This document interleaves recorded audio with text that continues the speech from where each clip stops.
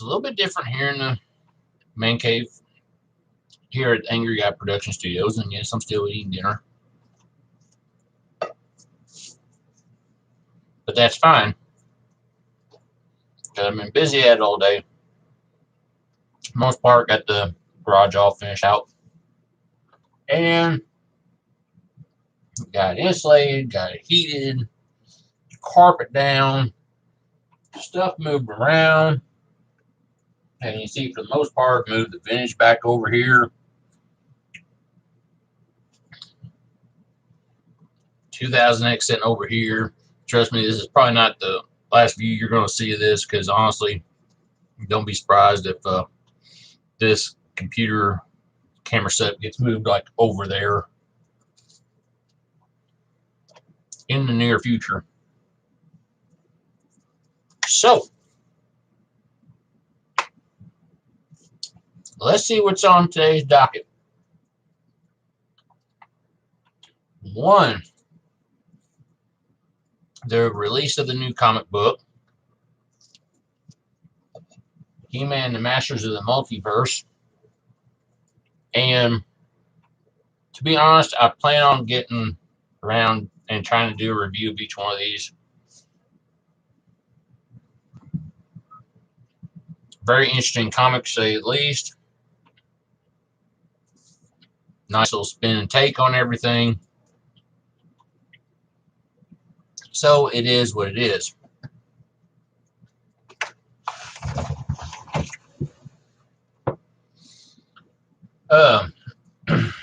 Let's see, what else is there?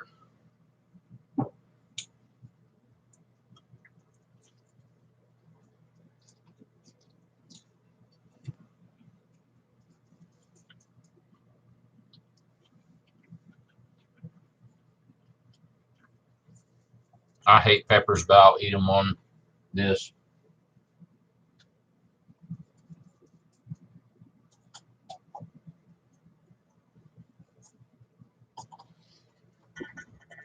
Oh, try to wait for some of the party to show up.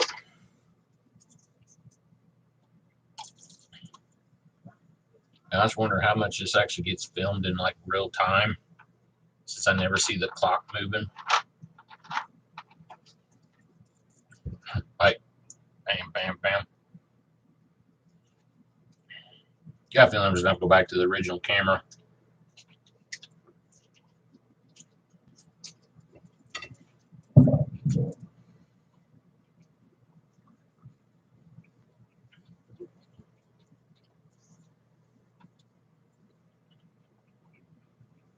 Let's see, what else is there? Got a new comic coming out. I've seen in the last couple weeks that they're starting to release on for sale, like online. People are getting them. The Masters of the WWE Universe ring. Apparently, the figure's not available yet, and it's just the ring. It's not the 2-pack. It don't make any sense why they go ahead and release the ring without the figures. I don't know if this is a screw up on Mattel's part or what, but everybody is starting to get them,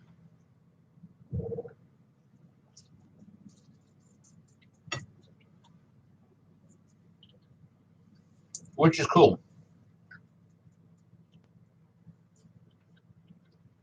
I haven't gotten one yet. I will.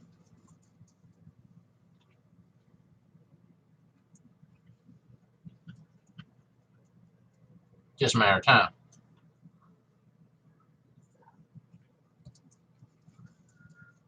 Let's see. Is there something else I'm missing?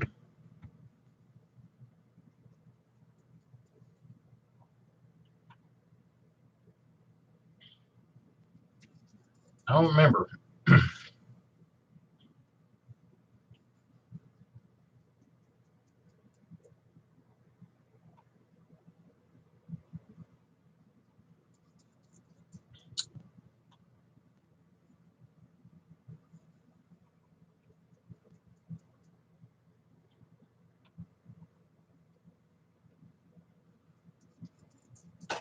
Uh,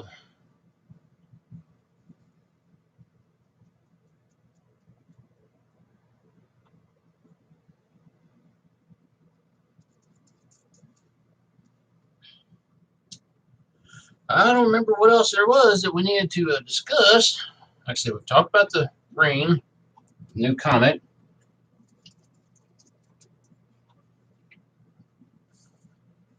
What's up, Kevin? Sorry, I'm still like barfing down a piece of pizza.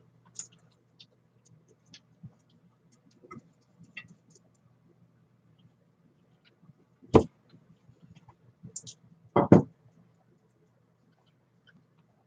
trying to think if there's something I'm missing here.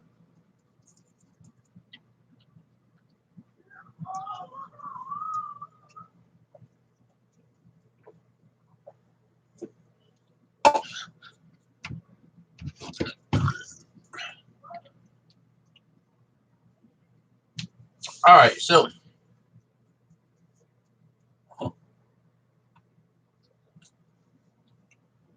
title tonight is Princely Pipe Bombs.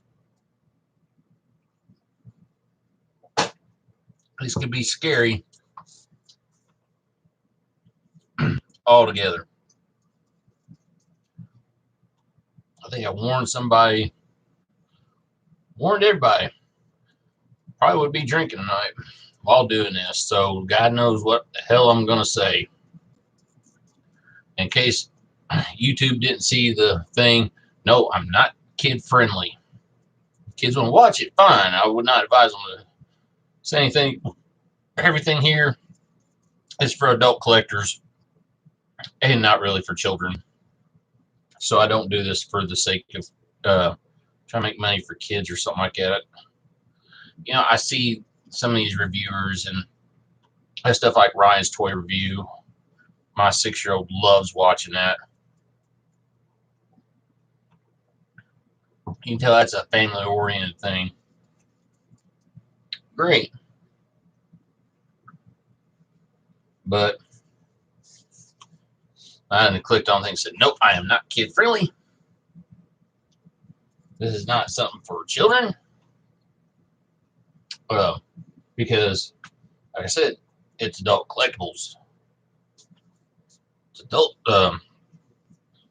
We like what we got here. I mean, I know there's kids that watch it. My 13-year-old watches this. Kids here occasionally, you know, they go through and they watch this.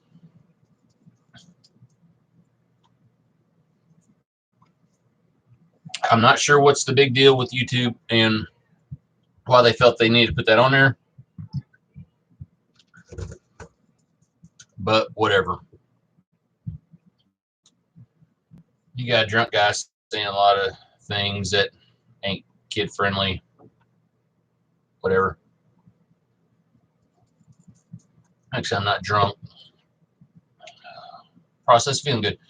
All right. So, anyways, like I said, tonight we're going to start off, even though it's not technically December yet. This is going to be the last show I do before first week of December. And in all honesty, December, we only got so many weeks to do it before Christmas hits. So we're going to get it in now, get it started now.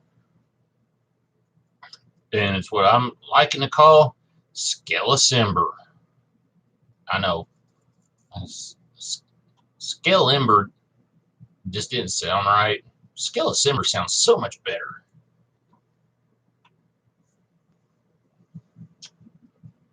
All right, you're ready.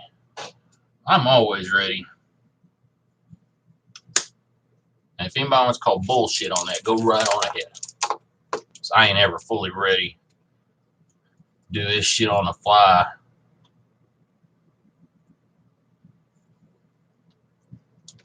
All right, so Prince Keldor was alluded to early on in canon during the mini comics. There was a little mini comic called, I don't know why I said the search for Keldor. Never really fully showed or said, you know, that the two were connected. However, did kind of heavily imply it. Um, we really wouldn't see anything of Keldor or find out the fact that Keldor and Skeletor were one and the same until we got to the 2000X series. Because, in all honesty, there was a whole lot of backstory for a lot of characters, especially the main ones like He-Man and Skeletor, that was left unsaid. We honestly didn't have any clue. I mean, hell, you look at He-Man, hell, at one point he's a jungle tribesman that gets the vest and axe and can magically become He-Man, to we have Prince Adam getting a power sword, does his thing, becomes He-Man. That's all we really knew. We didn't know how he got it or anything else. So, 2000X rolls around. They do a whole origin story of how all this began. The first 3 episodes, which was cooler than shit. We will start doing reaction. I will start doing reaction videos. No, we're somewhat talking Skelly. You're right, but He-Man can be thrown in here because honestly, we can't do one without the other. I mean, we had He-Simber last year. Now we get Skelesimber. What's that gonna mean for next year? She-Simber. Now, all right, back to the whole Skeletor Keldor thing. So we honestly wouldn't get anything as far as anything about Prince Keldor or anything until 2002, when the 2000X Mike Young production series come out. And honestly, right there, you know, he's Skelesimber. Yeah, like I said, we did He-Man last December. Skeletor gets this December. We find out that you know, he was a blue-skinned warlord, you know, attempting to take over Eternia. Went through, you know, he recruited a bunch of evil warriors, and eventually went through and tried to take over the Hall of Wisdom. Failed miserably, and got his face melted off due to when he tried to throw a vial of like acid at Randor. Randor threw his shield up, backsplashed on the Keldor. You hear him saying, "Oh, his face, it's ruined." And then later on in the series, we would actually find out that Evil Lyn had taken him to the former sanctuary of the Horde, where Hordak, who was stuck in Despondo still, saved his life, transformed him into Skeletor. Like I said, right there, we started to see it get a little bit of a thing at it. Now, apparently, they did kind of intend to talk about them being half brothers. However, it never really got brought up in the series. Once again, one of those things that I think if they had continued the series on, it would have been brought up, which would have been badass and cool at the same time. Let's see. The 2002 NBC Motu Creations. Let's see. It established Keldor, like I said, recruited many of his evil warriors before launching the full-on attack on the Hall of Wisdom. Keldor also apparently traveled back into Eternia's past in order to obtain the Havoc Staff. I'm ignoring that one right now, Kevin. From the Faceless One, and brought his daughter, Evil Lyn, forward in time. You know, apparently he didn't raise her and only met again years later. There was always that relationship implied between Keldor, Skeletor, and Evil Lyn, which we're going to talk about something about that here in a little bit. Something that it got brought up on one of the pages on Facebook. And I noticed it whenever I read the comic. Made me wonder. We'll get there, and no spoilers, Castillo. All right, so classics, they established the origin of Skeletor, kind of blending elements in, and they also brought this in as far as Keldor goes too. Pretty much saying, at this point now, they're saying Prince Keldor is the son of King Miro and the half-brother to Randor. And apparently the rightful heir to the throne.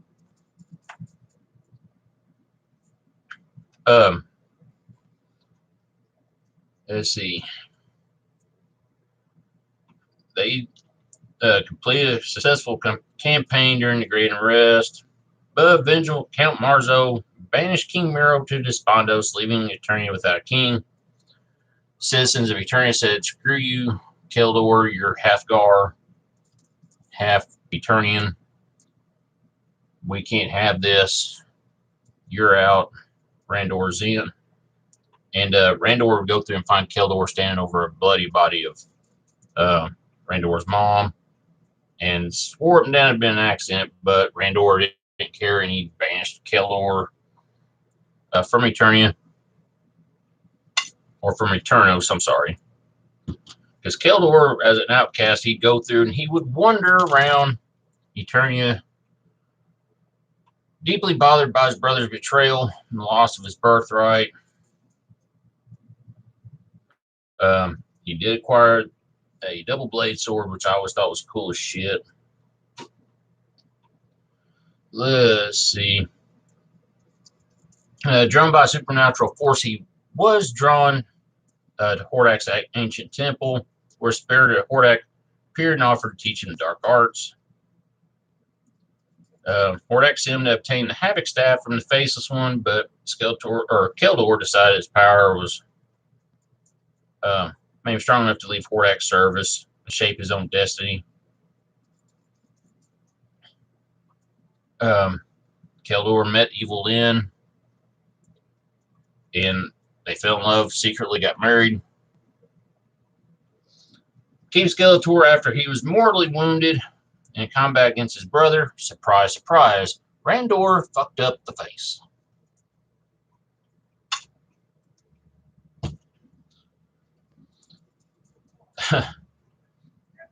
So, they went through and they Beastman Evil Lyn got him back to Hordak's temple. And he was basically born out of, Skeletor was born out of, the wounded Prince Keldor and that chaotic demon from Despondos, Demon Man, or Demo Man. I think they're, it's funny, my book's got Demon Man. I know that ain't right. So, anyways, yeah, we did get a little bit of a look at Keldor in there. Let's see. Taking a look a little bit more here. Is what we got from Classics Canon 2000X. Really just ain't ever enough. Let's see. The 2012 DC Comics did provide a variation on this backstory. Keldor was the bastard firstborn son of King Miro, born on the island of Anwat Gar to his Gar mother, Saren. He did grow up in the royal palace, became chief advisor to his younger brother, which would be Randor. Apparently, the Horde did attempt to kidnap Randor, but Keldor did thwart him. Sometime later, though, he would become Hordak's pupil. Go figure. Became bitter and everything because he wasn't going to become king, and really pissed off about Eternia's prejudice towards his Gar race. He did try to act as a mentor to Adam while also manipulating him. Ultimately, Keldor was mortally wounded when he attempted to overtake the kingdom. He acquired the blood of Randor and delivered it to Hordak. For this, Hordak saved Keldor's life and turned him into Skeletor.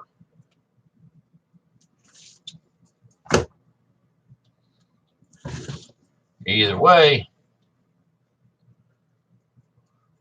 Randor always has something to do with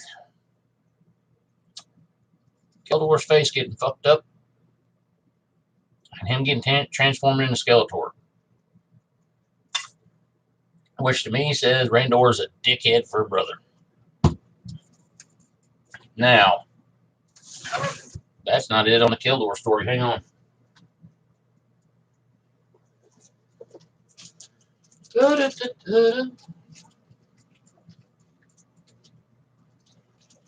see. This is becoming Skelecember.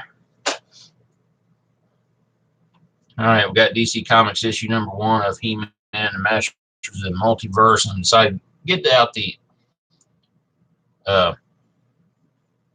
very cover that, of course, shows Skeletor on here. Now, in here, you know, anybody ain't seen it yet. Like I said, we'll cover this later. Another thing, you've got all these multiverses that's going to converge all together. But they go through and they show in one dimension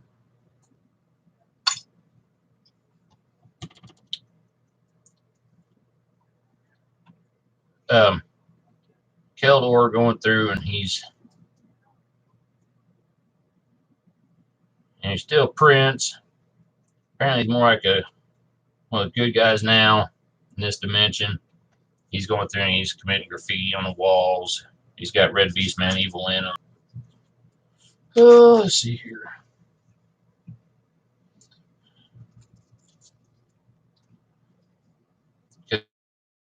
Because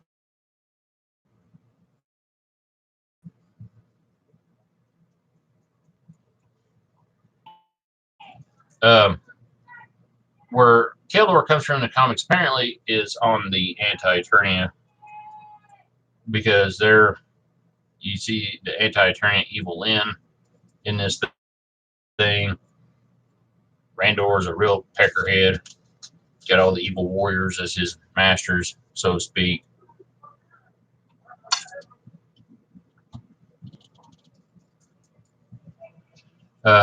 You do see something about the love affair between him and Evil Lyn,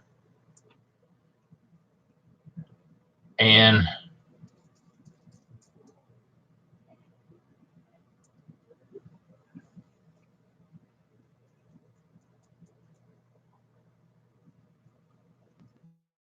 she mentioned something about Beast. Beastman should be so lucky or something like that.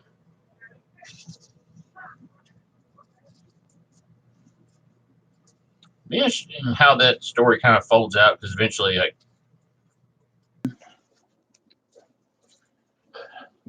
well, crap, that didn't work.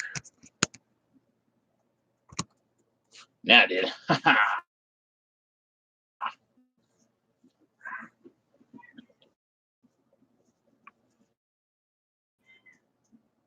All right.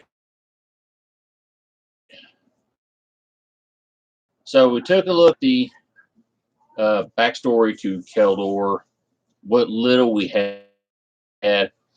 Honestly, if you get that, somebody gets that, see Skeletor.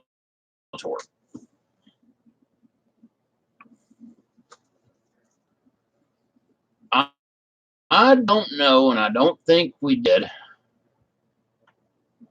as far as getting a figure for or in the 2000X line of Keldor. However, we would get one in the Classics line.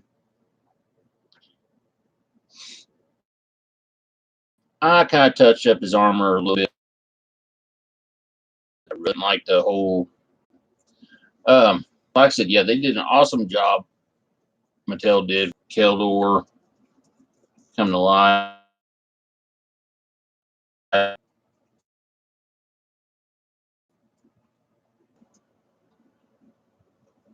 Way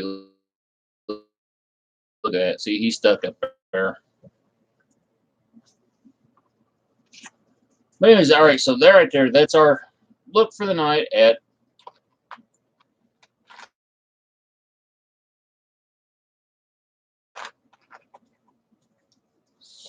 now comes the interesting challenge of we got to work our way into full Skeletor mode, which means in 2 weeks, whenever I back, we will do the start on that with the whole look at Demo Man on how that goes. I don't think I can show what you're going to do on YouTube, so 10 when I'll. So I missed this one. Apparently the so yeah, I might want to catch back up on that one whenever I watch that later, and we'll get an idea on exactly what the whole story is on these characters. And I still don't agree with this whole thing of John Cena being the He-Man faker thing, whatever. All right,